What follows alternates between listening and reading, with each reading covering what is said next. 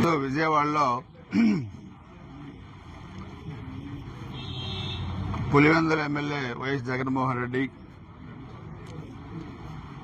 ఒక మీడియా సమావేశంలో మాట్లాడుతూ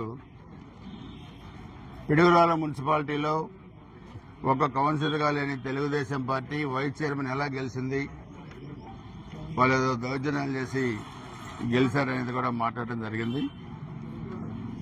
జగన్మోహన్ రెడ్డికి ఒకటి చెప్పాలి, మీరు అధికారంలో ఉన్నప్పుడు రాష్ట్ర వ్యాప్తంగా జరిగిన అన్ని మున్సిపాలిటీలు, మండలాలు, స్థానిక సంస్థల ఎన్నికల్లో ఆ రోజు తెలుగుదేశం పార్టీ అభ్యర్థుల్ని నామినేషన్ కూడా వేయకుండా మీరు దౌర్జన్యాలు చేసి ఏకగ్రీవం చేసుకున్నారు.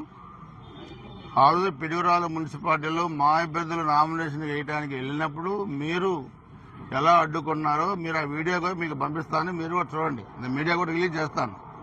కానీ నిన్న జరిగిన దాంట్లో ఎక్కడా కూడా ఎలాంటి అవాంఛనీయ సంఘటనలు జరగలేదు, మేము ఎవరిని అడ్డుకోలేదు.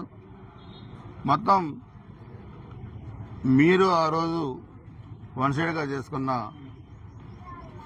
మీ కౌన్సిలర్స్ మొత్తం కూడా అభివృద్ధి అనేది తెలుగుదేశం పార్టీ వల్లే, ఎన్డీఏ ప్రభుత్వం వల్లే జరుగుతున్న ఉద్దేశంతో వైస్ చైర్మన్ ఎన్నికలో ఏకగ్రీవం చేశారు. అదేవిధంగా చైర్మన్తో సహా 17 మంది కౌన్సిలర్లు తెలుగుదేశం పార్టీలో చేరారు. అది ప్రజాస్వామ్యబద్ధంగా చేరారు.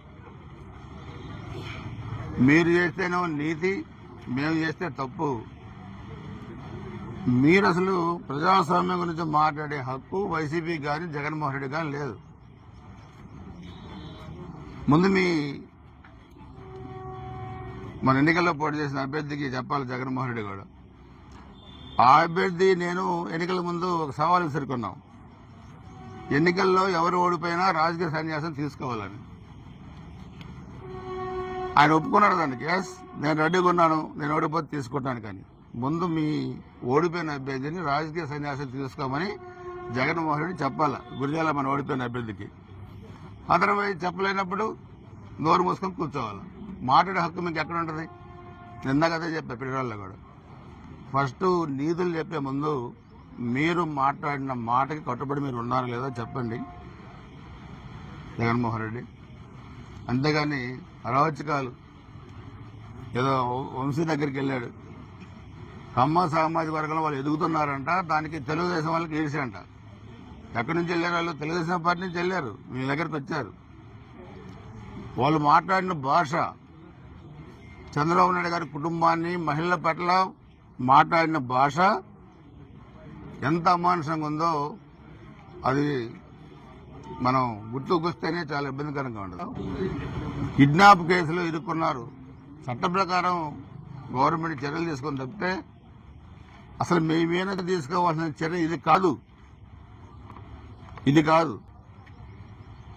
ఇంకా తీవ్రమైన చర్యలు మీ మీద ఉండాలి. కానీ అక్కడ మా ముఖ్యమంత్రి గారు ఒప్పుకోవట్లేదు. అది సమస్య. కక్ష సాధింపులు మా ప్రభుత్వానికి లేవు కాబట్టి మీరు ఆ మాటలైనా మాడగలుగుతున్నారు, లేదంటే మీరు మాట్లాడే పరిస్థితి కూడా ఉండదు. కాబట్టి మీరు ఎప్పటికైనా 151 సీట్ల నుంచి 11 సీట్లు ఎందుకు వచ్చాయో గుర్తుపెట్టుకొని, ఇది ప్రజాస్వామ్యం. మీ అయ్య రాజ్యాంగ 5 సంవత్సరాలు పరిపాలిస్తే ఎందుకు 11 సీట్లకు వచ్చారు ఇప్పటికైనా గుర్తుపెట్టుకొని అవాకులు చవాకులు పేలకుండా నిన్న జరిగిన ప్రజాస్వామ్యబద్ధమైన పిడుగురాల మున్సిపల్ వైస్ చైర్మన్ది మీరు దాంట్లో ఎటువంటి ఆక్షేపం లేదు. జిల్లా జాయింట్ కలెక్టర్ గారు ఉన్నారు, ఎన్నికల అధికారి ఆర్డీఓ ఉన్నారు. అదేవిధంగా వీడియో రికార్డ్ చేశారు, ఎన్నికల సంఘానికి పంపించారు. సో అందుకని మీరు మాట్లాడేదే ఇక్కడ వినడానికి ఎవరూ లేరు.